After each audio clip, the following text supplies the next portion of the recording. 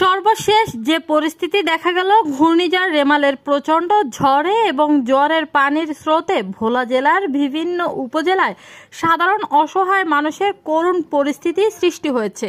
বিশেষ করে দেখা গেল নদীর মোহনায় অবস্থিত চর অঞ্চলগুলোর প্রায় 90% মানুষ খাবার রান্না করার মতো কোনো পরিবেশ নাই এবং ঘর ভিটার মাটিটুকু নাই।